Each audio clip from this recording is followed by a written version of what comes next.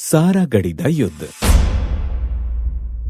ਸਾਰਾਗੜ੍ਹੀ ਪਾਕਿਸਤਾਨ ਦੇ ਉੱਤਰ ਪੱਛਮੀ ਸਰਹੱਦੀ ਖੇਤਰ 'ਚ ਸਮਾਨਾ ਘਾਟੀ 'ਚ ਕੋਹਾਟ ਜ਼ਿਲ੍ਹੇ ਦਾ ਪਿੰਡ ਹੈ, ਜਿੱਥੋਂ ਕੋਹਾਟ 35 ਮੀਲ ਤੇ ਪੇਸ਼ਾਵਰ 50 ਕੁ ਮੀਲ ਦੀ ਦੂਰੀ ਤੇ ਪੈਂਦਾ ਹੈ।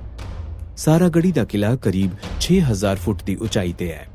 ਸ਼ੇਰੇ ਪੰਜਾਬ ਮਹਾਰਾਜਾ ਰਣਜੀਤ ਸਿੰਘ ਦੇ ਰਾਜ ਪ੍ਰਬੰਧ ਤੋਂ ਬਾਅਦ 19ਵੀਂ ਸਦੀ ਦੇ ਅਖੀਰ 'ਚ ਅੰਗਰੇਜ਼ਾਂ ਨੇ ਇਹ ਇਲਾਕਾ ਅੰਗਰੇਜ਼ ਸਾਮਰਾਜ ਅਧੀਨ ਕਰ ਲਿਆ, ਪਰ ਪਠਾਨ ਤੇ ਕਬਾਇਲੀ ਲੋਕਾਂ ਨੇ ਅੰਗਰੇਜ਼ਾਂ ਦੀ ਅਧੀਨਗੀ ਨੂੰ ਪ੍ਰਵਾਨ ਕਰਨ ਤੋਂ ਮਨਾ ਕਰ ਦਿੱਤਾ ਤੇ ਇਹ ਲੋਕ ਅੰਗਰੇਜ਼ਾਂ ਖਿਲਾਫ 1896 'ਚ ਬਗਾਵਤ ਦਾ ਝੰਡਾ ਚੁੱਕ ਕੇ ਖਲੋ ਗਏ। ਵਪਾਰਕ ਪੱਖ ਤੋਂ ਇਹ ਰਾਹ ਅੰਗਰੇਜ਼ਾਂ ਲਈ ਬੜਾ ਮਹੱਤਵ ਰੱਖਦਾ ਸੀ। ਜਦੋਂ ਵੀ ਦਾ ਲੱਗਦਾ, ਪਠਾਨ ਵਪਾਰੀਆਂ ਤੇ ਛੋਟੀਆਂ-ਛੋਟੀਆਂ ਅੰਗਰੇਜ਼ ਫੌਜ ਟੁਕੜੀਆਂ ਦਾ ਮਾਲ ਲੁੱਟ ਲੈਂਦੇ। ਕਾਬੁਲ ਨੂੰ ਵਪਾਰ ਕਰਨ ਲਈ ਇਹ ਕੁਰਮ ਘਾਟੀ ਹੁਣ ਖਤਰਿਆਂ 'ਚ ਘਿਰ ਚੁੱਕੀ ਸੀ। 31 ਦਸੰਬਰ 1896 ਨੂੰ ਕੋਹਾਟ ਪਹੁੰਚੀ ਸਿੱਖ ਬਟਾਲੀਅਨ ਨੂੰ ਸਮਾਨਾ ਘਾਟੀ ਦੀ ਉੱਪਰ ਵਾਲੀ ਚੋਟੀ ਤੇ ਕਬਜ਼ਾ ਕਰਨ ਦਾ ਹੁਕਮ ਸੁਣਾਇਆ ਗਿਆ। ਇਸ ਕਾਰਜ ਲਈ ਬਟਾਲੀਅਨ ਨੂੰ ਦੋ ਭਾਗਾਂ 'ਚ ਵੰਡ ਦਿੱਤਾ ਗਿਆ। ਰਾਈਟ ਵਿੰਗ ਦੀ command lieutenant colonel mister Hector ਨੂੰ ਸੌਂਪੀ ਗਈ, ਜਿਸ ਨੇ 2 ਜਨਵਰੀ 1897 ਨੂੰ ਲੋਕਹਾਰਟ ਕਿਲੇ ਤੇ ਕਬਜ਼ਾ ਕਰ ਲਿਆ। ਇਸ ਬਟਾਲੀਅਨ ਦੀਆਂ ਟੁਕੜੀਆਂ ਕਿਲੇ ਦੇ 5 ਕਿਲੋਮੀਟਰ ਦੇ ਘੇਰੇ 'ਚ ਸਾਰਾਗੜ੍ਹੀ, ਦਾਰ, ਸੰਗਰ, ਸਰਟਰੋਪ, ਕੁਰੈਗ ਤੇ ਗੁਲਿਸਤਾਨ ਵਰਗੀਆਂ ਨਾਜ਼ੁਕ ਥਾਵਾਂ ਤੇ ਤਾਇਨਾਤ ਸਨ। ਉਧਰ 8 ਜਨਵਰੀ ਨੂੰ ਲੈਫਟ ਵਿੰਗ, ਜੋ ਕਿ ਕੈਪਟਨ W.B. ਗਾਰਡਨ ਅਧੀਨ ਸੀ, ਨੇ ਪਰਚੀਨਾਰ ਤੇ ਕਬਜ਼ਾ ਕਰ ਲਿਆ। ਥਲ ਤੇ ਸਾਦਾ ਨਾਮਕ ਚੌਂਕੀਆਂ ਤੇ ਵੀ ਇਸ ਲੈਫਟ ਵਿੰਗ ਦਾ ਹੀ ਕਬਜ਼ਾ ਸੀ।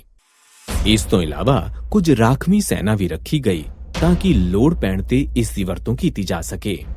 27 ਅਗਸਤ ਤੋਂ 8 ਸਤੰਬਰ 1897 ਦੇ ਸਮੇਂ ਵਿਚਕਾਰ ਕਬਾਇਲੀਆਂ ਨੇ ਲੈਫਟ ਵਿੰਗ ਦੀਆਂ ਸੁਰੱਖਿਅਤ ਪੰਕਤੀਆਂ ਤੇ ਭਿਆਨਕ ਹਮਲਾ ਬੋਲ ਦਿੱਤਾ, ਪਰ ਇਹਨਾਂ ਕਬਾਇਲੀਆਂ ਨੂੰ ਖਦੇੜ ਕੇ 10 ਸਤੰਬਰ ਨੂੰ ਖਣਕੀ ਘਾਟੀ 'ਚ ਪਿੱਛੇ ਤੱਕ ਦਿੱਤਾ ਗਿਆ। ਸਮਾਨਾ ਪੋਸਟ ਉੱਪਰ 10,000 ਕਬਾਇਲੀਆਂ ਦੇ 4 ਹਮਲਿਆਂ ਨੂੰ ਵੀ ਅਸਫਲ ਬਣਾ ਦਿੱਤਾ ਗਿਆ। ਇਸ ਉਪਰੰਤ ਕਬਾਇਲੀਆਂ ਨੇ ਸਲਾਹ ਮਸ਼ਵਰਾ ਕਰਕੇ ਸਾਰਾਗੜ੍ਹੀ ਤੇ ਹਮਲਾ ਕਰਨ ਦੀ ਯੋਜਨਾ ਬਣਾ ਲਈ, ਕਿਉਂਕਿ ਇਸ ਚੌਂਕੀ ਦੀ ਕਮਾਂਡ ਹਵਲਦਾਰ ਬਾਬਾ ਈਸ਼ਰ ਸਿੰਘ ਗਿੱਲ ਦੇ ਕੋਲ ਸੀ। ਉਹਨਾਂ ਇਸ ਚੌਂਕੀ ਨੂੰ 12 ਸਤੰਬਰ ਵਾਲੇ ਦਿਨ ਚਾਰੇ ਪਾਸਿਓਂ ਘੇਰਾ ਪਾ ਕੇ ਇਸ ਤੇ ਹੱਲਾ ਬੋਲ ਦਿੱਤਾ। 12 ਸਤੰਬਰ 1897 ਨੂੰ ਸਵੇਰੇ 8 ਵਜੇ ਸਾਰਾਗੜ੍ਹੀ ਕਿਲੇ ਤੇ ਸੰਤਰੀ ਨੇ ਦੌੜ ਕੇ ਅੰਦਰ ਖਬਰ ਦਿੱਤੀ ਕਿ ਹਜ਼ਾਰਾਂ ਪਠਾਨਾਂ ਦਾ ਇੱਕ ਲਸ਼ਕਰ ਉੱਤਰ ਵੱਲੋਂ ਸਾਰਾਗੜ੍ਹੀ ਕਿਲੇ ਵੱਲ ਵੱਧ ਰਿਹਾ ਹੈ। ਉਹਨਾਂ ਦੀ ਗਿਣਤੀ 8000 ਤੋਂ 14000 ਵਿਚਾਲੇ ਸੀ। ਸੰਤਰੀ ਨੂੰ ਫੌਰਨ ਅੰਦਰ ਲਿਆ ਗਿਆ ਤੇ ਸੈਨਿਕਾਂ ਦੀ ਅਗਵਾਈ ਕਰਕੇ ਹਵਲਦਾਰ ਈਸ਼ਰ ਸਿੰਘ ਨੇ ਸਿਗਨਲ ਮੈਨ ਗੁਰਮੁਖ ਸਿੰਘ ਨੂੰ ਆਦੇਸ਼ ਦਿੱਤਾ, ਨੇੜੇ ਦੇ ਕਿਲੇ ਲੋਕਹਾਟ 'ਚ ਤਾਇਨਾਤ ਅੰਗਰੇਜ਼ ਅਧਿਕਾਰੀਆਂ ਨੂੰ ਤੁਰੰਤ ਹਾਲਾਤ ਤੋਂ ਜਾਣੂ ਕਰਵਾਇਆ ਜਾਵੇ ਤੇ ਉਹਨਾਂ ਕੋਲੋਂ ਪੁੱਛਿਆ ਜਾਵੇ ਕਿ ਉਹਨਾਂ ਲਈ ਕੀ ਹੁਕਮ ਹੈ। ਕਰਨਲ ਹਾਰਟਨ ਨੇ ਹੁਕਮ ਦਿੱਤਾ, ਹੋਲਡ ਯੋਰ ਪੋਜੀਸ਼ਨ, ਯਾਨੀ ਆਪਣੀ ਥਾਂ ਤੇ ਡਟੇ ਰਹੋ। 1 ਘੰਟੇ ਅੰਦਰ ਕਿਲੇ ਨੂੰ ਤਿੰਨਾਂ ਪਾਸਿਓਂ ਘੇਰ ਲਿਆ ਗਿਆ। ਇਸ ਚੌਂਕੀ ਦਾ ਪੂਰੀ ਦੁਨੀਆ ਨਾਲੋਂ ਸੰਪਰਕ ਟੁੱਟ ਗਿਆ। ਦੁਸ਼ਮਣਾਂ ਨੇ ਕਮਾਂਡਰ ਬਾਬਾ ਈਸ਼ਰ ਸਿੰਘ ਨੂੰ ਬਹੁਤ ਲਾਲਚ ਦਿੱਤੇ ਕਿ ਉਹ ਚੌਂਕੀ ਖਾਲੀ ਕਰ ਦੇਵੇ। ਉਹਨਾਂ ਨੂੰ ਸੁਰੱਖਿਅਤ ਲਾਂਘਾ ਤੇ ਹੋਰ ਇਨਾਮ ਦਿੱਤੇ ਜਾਣਗੇ, ਪਰ ਬਾਬਾ ਜੀ ਬੜੇ ਅਣਖੀਲੇ ਸੁਭਾਅ ਵਾਲੇ ਸਨ। ਬਾਅਦ 'ਚ ਬ੍ਰਿਟਿਸ਼ ਫੌਜ ਦੇ ਮੇਜਰ ਜਨਰਲ ਜੇਮਸ ਲੰਟ ਨੇ ਇਸ ਜੰਗ ਬਾਰੇ ਦੱਸਦੇ ਹੋਏ ਲਿਖਿਆ, ਈਸ਼ਵਰ ਸਿੰਘ ਨੇ ਇਸ ਪੇਸ਼ਕਸ਼ ਦਾ ਜਵਾਬ ਉਰਕਜ਼ਈਆਂ ਦੀ ਹੀ ਭਾਸ਼ਾ ਪਸ਼ਤੋ ਵਿੱਚ ਦਿੱਤਾ। ਉਹਨਾਂ ਦੀ ਭਾਸ਼ਾ ਨਾ ਸਿਰਫ ਸਖਤ ਸੀ, ਬਲਕਿ ਗਾਲਾਂ ਨਾਲ ਭਰੀ ਹੋਈ ਸੀ। ਉਹਨਾਂ ਨੇ ਕਿਹਾ ਕਿ ਇਹ ਅੰਗਰੇਜ਼ਾਂ ਦੀ ਨਹੀਂ, ਮਹਾਰਾਜਾ ਰਣਜੀਤ ਸਿੰਘ ਦੀ ਜ਼ਮੀਨ ਹੈ ਤੇ ਅਸੀਂ ਇਸ ਦੀ ਆਖਰੀ ਸਾਹ ਤੱਕ ਰੱਖਿਆ ਕਰਾਂਗੇ।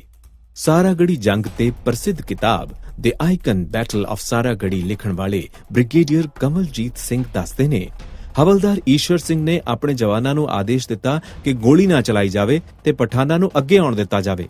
ਉਹਨਾਂ ਤੇ ਉਦੋਂ ਗੋਲੀਬਾਰੀ ਕੀਤੀ ਜਾਵੇ ਜਦੋਂ ਉਹ 1000 ਗਜ ਯਾਨੀ ਕਿ ਫਾਇਰਿੰਗ ਰੇਂਜ 'ਚ ਆ ਜਾਣ। ਸਿੱਖ ਜਵਾਨਾਂ ਕੋਲ ਸਿੰਗਲ ਸ਼ਾਟ ਮਾਰਟੀਨੀ ਹੈਨਰੀ 303 ਰਾਈਫਲਾਂ ਸਨ, ਜੋ ਕਿ 1 ਮਿੰਟ 'ਚ 10 ਰਾਉਂਡ ਫਾਇਰ ਕਰ ਸਕਦੀਆਂ ਸਨ। ਹਰੇਕ ਸੈਨਿਕ ਕੋਲ 400 ਗੋਲੀਆਂ ਸਨ, 100 ਉਹਨਾਂ ਦੀਆਂ ਜੇਬਾਂ ਵਿੱਚ ਤੇ 300 ਰਿਜ਼ਰਵ ਵਿੱਚ। ਉਹਨਾਂ ਨੇ ਪਠਾਨਾਂ ਨੂੰ ਆਪਣੀਆਂ ਰਾਈਫਲਾਂ ਦੀ ਰੇਂਜ 'ਚ ਆਉਣ ਦਿੱਤਾ ਤੇ ਫਿਰ ਉਹਨਾਂ ਨੂੰ ਚੁਣ ਕੇ ਨਿਸ਼ਾਨਾ ਬਣਾਉਣਾ ਸ਼ੁਰੂ ਕਰ ਦਿੱਤਾ। ਪਹਿਲੇ 1 ਘੰਟੇ 'ਚ ਹੀ ਪਠਾਨਾਂ ਦੇ 60 ਸੈਨਿਕ ਮਾਰੇ ਗਏ ਸਨ ਤੇ ਸਿੱਖਾਂ ਵੱਲੋਂ ਸਿਪਾਹੀ ਭਗਵਾਨ ਸਿੰਘ ਦੀ ਮੌਤ ਹੋ ਗਈ ਸੀ ਤੇ ਨਾਇਕ ਲਾਲ ਸਿੰਘ ਬੁਰੀ ਤਰ੍ਹਾਂ ਜ਼ਖਮੀ ਹੋ ਗਏ ਸਨ। ਉਦੋਂ ਉੱਤਰ ਵੱਲੋਂ ਚੱਲਣ ਵਾਲੀਆਂ ਤੇਜ਼ ਹਵਾਵਾਂ ਨਾਲ ਪਠਾਨਾਂ ਨੂੰ ਬਹੁਤ ਮਦਦ ਮਿਲ ਰਹੀ ਸੀ। ਉਹਨਾਂ ਨੇ ਘਾਹ ਨੂੰ ਅੱਗ ਲਾ ਦਿੱਤੀ ਤੇ ਛੇਤੀ ਹੀ ਅੱਗ ਦੀਆਂ ਲਪਟਾਂ ਕਿਲੇ ਦੀਆਂ ਕੰਧਾਂ ਵੱਲ ਵਧਣ ਲੱਗੀਆਂ। ਧੂਏ ਦਾ ਸਹਾਰਾ ਲੈਂਦਿਆਂ ਹੋਇਆਂ ਪਠਾਨ ਕਿਲੇ ਦੀਆਂ ਕੰਧਾਂ ਕੋਲ ਆ ਗਏ, ਪਰ ਸਿੱਖਾਂ ਵੱਲੋਂ ਨਿਸ਼ਾਨਾ ਲਾ ਕੇ ਕੀਤੀ ਜਾ ਰਹੀ ਸਟੀਕ ਫਾਇਰਿੰਗ ਕਾਰਨ ਉਹਨਾਂ ਨੂੰ ਪਿੱਛੇ ਹਟਣਾ ਪਿਆ।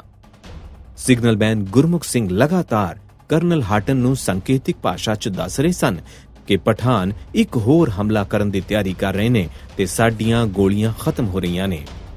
ਜਦੋਂ ਇਹ ਸਭ ਕੁਝ ਵਾਪਰ ਰਿਹਾ ਸੀ ਤਾਂ ਦੋ ਪਠਾਨ ਮੁੱਖ ਕਿਲੇ ਦੇ ਸੱਜੇ ਹਿੱਸੇ ਦੀ ਕੰਧ ਤੇ ਠੀਕ ਹੇਠਾਂ ਪਹੁੰਚਣ 'ਚ ਸਫਲ ਹੋ ਗਏ।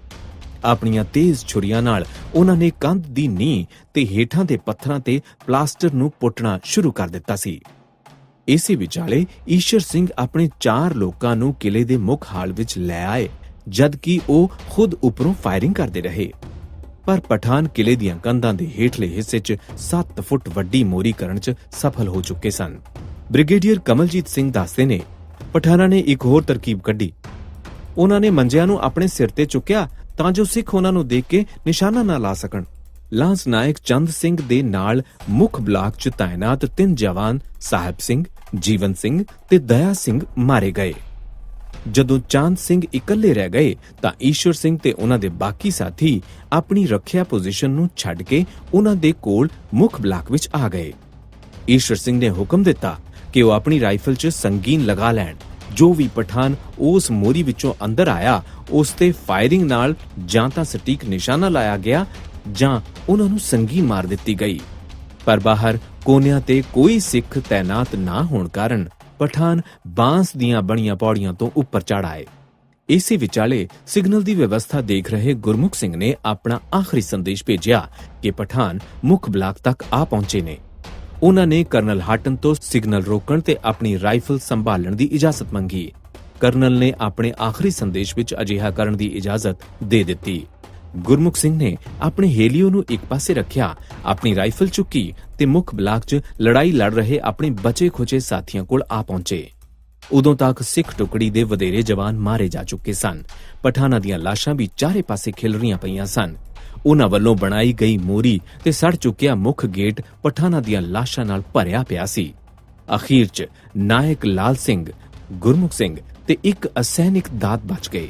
ਬੁਰੀ ਤਰ੍ਹਾਂ ਜ਼ਖਮੀ ਹੋਣ ਕਾਰਨ ਲਾਲ ਸਿੰਘ ਕੋਲੋਂ ਤੁਰਿਆ ਨਹੀਂ ਸੀ ਜਾ ਰਿਹਾ, ਪਰ ਉਹ ਬੇਹੋਸ਼ ਨਹੀਂ ਹੋਏ ਸਨ ਤੇ ਇੱਕ ਥਾਂ ਉੱਤੇ ਡਿੱਗੇ ਹੋਏ ਹੀ ਪਠਾਨਾਂ ਉੱਤੇ ਗੋਲੀਆਂ ਚਲਾ ਰਹੇ ਸਨ। ਅਖੀਰ 'ਚ ਗੁਰਮੁਖ ਸਿੰਘ ਬਚੇ। ਉਹਨਾਂ ਨੇ ਉਸ ਥਾਂ ਜਾ ਕੇ ਪੋਜੀਸ਼ਨ ਲਈ ਜਿੱਥੇ ਜਵਾਨਾਂ ਦੇ ਸੌਣ ਲਈ ਕਮਰੇ ਸਨ। ਗੁਰਮੁਖ ਸਿੰਘ ਨੇ ਇਕੱਲੇ ਗੋਲੀਆਂ ਚਲਾਉਂਦੇ ਹੋਇਆਂ ਘੱਟੋ-ਘੱਟ 20 ਪਠਾਨਾਂ ਨੂੰ ਮਾਰਿਆ ਸੀ। ਪਠਾਨਾਂ ਨੇ ਲੜਾਈ ਖਤਮ ਕਰਨ ਲਈ ਪੂਰੇ ਕਿਲੇ ਨੂੰ ਅੱਗ ਲਾ ਦਿੱਤੀ। 36 ਸਿੱਖ ਦੇ ਆਖਰੀ ਜਵਾਨ ਨੇ ਹਥਿਆਰ ਸੁੱਟਣ ਤੋਂ ਬਿਹਤਰ ਆਪਣੀ ਜਾਨ ਗਵਾਉਣਾ ਸਹੀ ਸਮਝਿਆ। ਗੈਰ ਬਰਾਬਰੀ ਦੀ ਇਹ ਜੰਗ 7 ਘੰਟੇ ਚੱਲੀ, ਜਿਸ 'ਚ ਸਿੱਖਾਂ ਵੱਲੋਂ 22 ਲੋਕ ਤੇ ਪਠਾਨਾਂ ਵੱਲੋਂ 180 ਤੋਂ 200 ਵਿਚਾਲੇ ਲੋਕ ਮਾਰੇ ਗਏ ਸਨ।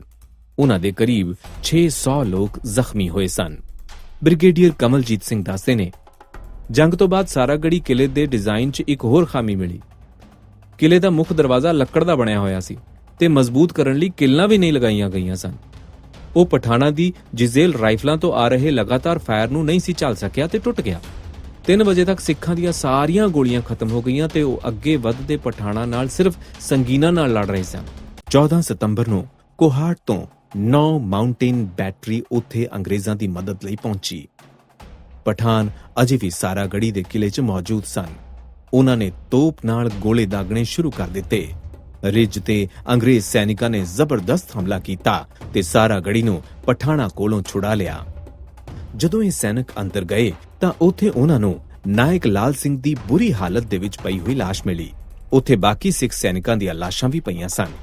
ਇਸ ਪੂਰੀ ਲੜਾਈ ਨੂੰ ਨੇੜੇ ਦੇ ਲੋਖਾੜ ਤੇ ਗੁਲਿਸਤਾਂ ਕਿਲੇ ਤੋਂ ਅੰਗਰੇਜ਼ ਅਫਸਰਾਂ ਨੇ ਦੇਖਿਆ, ਪਰ ਪਠਾਨ ਐਡੀ ਵੱਡੀ ਗਿਣਤੀ 'ਚ ਸਨ ਕਿ ਉਹ ਬਹੁਤ ਚਾਹੁੰਦਿਆਂ ਹੋਇਆਂ ਵੀ ਉਹਨਾਂ ਦੀ ਮਦਦ ਲਈ ਨਹੀਂ ਆ ਸਕੇ। ਇਸ ਜੰਗ ਨੂੰ ਦੁਨੀਆ ਦੇ ਸਭ ਤੋਂ ਵੱਡੇ ਲਾਸਟ ਸਟੈਂਡ 'ਚ ਥਾਂ ਦਿੱਤੀ ਗਈ। ਜਦੋਂ ਇਹਨਾਂ ਸਿੱਖਾਂ ਦੇ ਬਲੀਦਾਨ ਦੀ ਖਬਰ ਲੰਡਨ ਪਹੁੰਚੀ ਤਾਂ ਉਸ ਵੇਲੇ ਬ੍ਰਿਟਿਸ਼ ਸੰਸਦ ਦਾ ਸੈਸ਼ਨ ਚੱਲ ਰਿਹਾ ਸੀ। ਸਾਰੇ ਮੈਂਬਰਾਂ ਨੇ ਖੜੇ ਹੋ ਕੇ ਇਹਨਾਂ 21 ਸੈਨਿਕਾਂ ਨੂੰ ਸਟੈਂਡਿੰਗ ਓਵੇਸ਼ਨ ਦਿੱਤਾ। ਲੰਡਨ ਗਜ਼ਟ ਦੇ 11 ਫਰਵਰੀ 1898 ਦੇ ਅੰਕ 26,937 ਦੇ ਪੰਨਾ 863 ਤੇ ਸੰਸਦ ਦੀ ਟਿੱਪਣੀ ਛਪੀ। ਸਾਰੇ ਬ੍ਰਿਟਨ ਤੇ ਭਾਰਤ ਨੂੰ 36 ਸਿੱਖ ਰੈਜੀਮੈਂਟ ਦੇ ਇਹਨਾਂ ਸੈਨਿਕਾਂ ਤੇ ਮਾਣ ਹੈ। ਇਹ ਕਹਿਣ 'ਚ ਕੋਈ ਅਤਕਥਨੀ ਨਹੀਂ ਹੈ ਕਿ ਜਿਸ ਸੈਨਾ 'ਚ ਸਿੱਖ ਸਿਪਾਹੀ ਲੜ ਰਹੇ ਹੋਣ ਉਹਨਾਂ ਨੂੰ ਨਹੀਂ ਹਰਾਇਆ ਜਾ ਸਕਦਾ।